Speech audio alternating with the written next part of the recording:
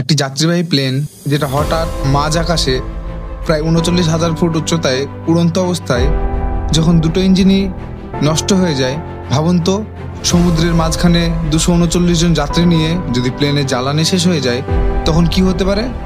তাহলে চলুন শুরু করা যাক এয়ার ট্রানজিস্টার ফ্লাইট 236 এর সেই শ্বাসরুদ্ধকর গল্প। আসসালামু আলাইকুম বন্ধুরা, কেমন আছেন সবাই? আশা করি ভালোই আছেন। আজকে আমি আপনাদের শোনাতে যাচ্ছি আকাশে ঘটে যাওয়া এক অবিশ্বাস্য কাহিনী। একটি যাত্রীবাহী প্লেন যেটি হঠাৎ মাঝ আকাশে ৩৯,০০০ ফুট উচ্চতায় দুটো ইঞ্জিন হারিয়ে ফেলে। ভাবুন তো সমুদ্রের মাঝখানে ২৩৯ জন যাত্রী নিয়ে যদি প্লেনের জ্বালানি শেষ হয়ে যায় তখন কি হতে পারে। তাহলে চলুন শুরু করা যাক আজকে এয়ার ট্রানজিস্টার ফ্লাইট 236 এর সেই শ্বাসরুদ্ধকর গল্প শোনার জন্য প্রস্তুত হয়ে যায়। ঘটনাটি হচ্ছে 23শে আগস্ট 2001 সালের। কানাডার টরেন্টো থেকে পর্তুগাল লিসবনের উদ্দেশ্যে রওনা হলো এয়ার ট্রানজিস্টার এয়ারলাইন্সের একটি এয়ারবাস A330 বিমান। এটা ছিল 7 ঘন্টার ননস্টপ ফ্লাইট। বিমানে ছিল 239 জন যাত্রী, 2 জন অভিজ্ঞ পাইলট এবং 13 জন ক্রু মেম্বার। উপস্থিত ছিল ক্যাপ্টেন রবার্ট পিশে। মোটামুটি 16,800 ঘন্টা ফ্লাইট তার অভিজ্ঞতা সম্পন্ন। তার সাথে ছিল ফার্স্ট অফিসার ডাগ ডি জেগার, যার প্রায় 4,800 ঘন্টার অভিজ্ঞতা ছিল, অর্থাৎ দুজনেই দক্ষতা সম্পন্ন ছিল। টেক অফের আগে বিমানটি ভরা ছিল প্রায় 47 টন ফুয়েল, যা যাত্রার জন্য যথেষ্ট, তার থেকেও বেশি ছিল।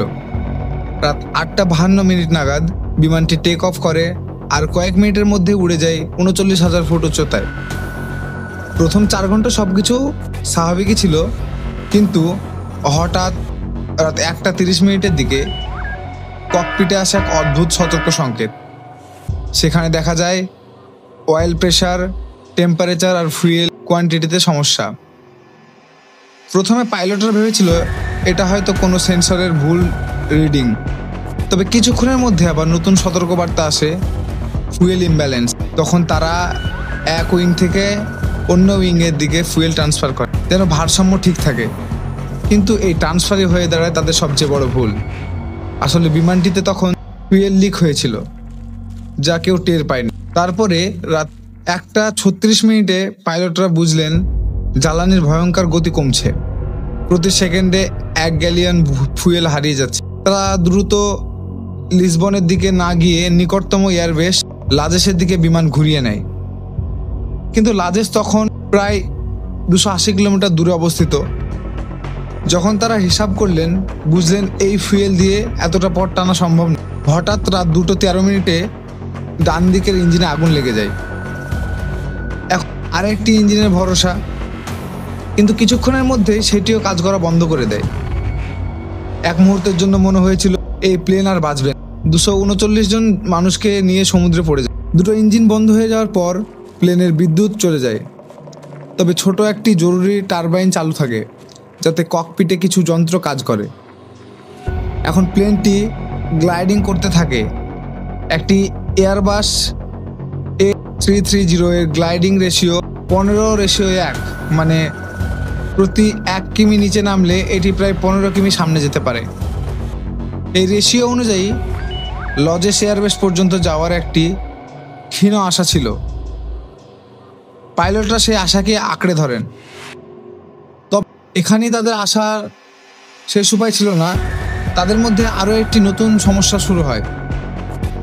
প্লেনটি ছিল উচ্চতায় অনেক বেশি।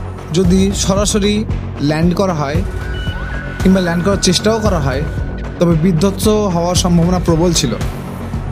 তখন এয়ার ট্রাফিক কন্ট্রোল পাইলটকে পরামর্শ দেয় 360 ডিগ্রি টার্ন নিতে। পাইলটরা সেই কথা অনুযায়ী 360 ডিগ্রি টার্ন নেয় এবং 20,000 ফুট নিচে নেমে আসে। আবার পাইলটরা নিজেদের মতো এস আকৃতির টার্ন নেয় যাতে উচ্চতা ধীরে ধীরে নামিয়ে আনা যায়, কারণ 20,000 ফুট উচ্চতা হলেও বিমান বিধ্বস্ত হওয়ার সম্ভাবনা বেশি ছিল। শেষমেশ প্লেন মাত্র 2,000 ফুট উচ্চতায় এসে রানওয়ের দিকে নামতে শুরু করে। কিন্তু সমস্যা এখানেই শেষ নয়। বিমানটির 12টি চাকার মধ্যে 8টি চাকা লক হয়ে যায়। 360 কিমি প্রতি ঘন্টা গতিতে প্লেন যখন রানওয়েতে স্পর্শ করে তখন প্রবল ঝাঁকুনি লাগে। প্লেনটি দৌড়াতে দৌড়াতে প্রায় 2300 মিটার পর প্লেন থেমে যায়। টায়ারের অনেকগুলি অংশ ফেটে যায়। কয়েকজন যাত্রী ও ক্রু হালকা আহত হয়, কিন্তু অবিশ্বাস্য হলেও সত্য, কেউ মারা যায়নি। এই ঘটনায় এয়ার ট্রানজিস্টার ফ্লাইট 236 ইতিহাস তৈরি করে। ইঞ্জিন ছাড়া সবচেয়ে দীর্ঘ 121 কিলোমিটার গ্লাইড করে নিরাপদে নামানো প্লেন এটি। পরে তদন্তে জানা যায় মেইনটেনেন্স টিম ভুল যন্ত্রাংশ লাগিয়েছিল। সেখান থেকে শুরু হয়েছিল ফুয়েল লিক। এই অবিশ্বাস্য কাহিনীকে বলা হয় অ্যাজোরেস গ্লাইডার। এটা প্রমাণ করে সাহস, অভিজ্ঞতা আর ঠান্ডা মাথা দিয়ে কাজ করলে অসম্ভবও সম্ভব হয়। বন্ধুরা, ভিডিওটা আপনাদের কেমন লাগলো কমেন্টে জানাতে ভুলবেন না। ভিডিও ভালো লাগলে একটা লাইক দিন, বন্ধুদের সঙ্গে শেয়ার করুন, আর নতুন নতুন এমন রোমাঞ্চকর গল্প পেতে সাবস্ক্রাইব করুন আমাদের চ্যানেল মুভমেন্ট অফ ওয়ার্ল্ডকে। ধন্যবাদ সবাইকে।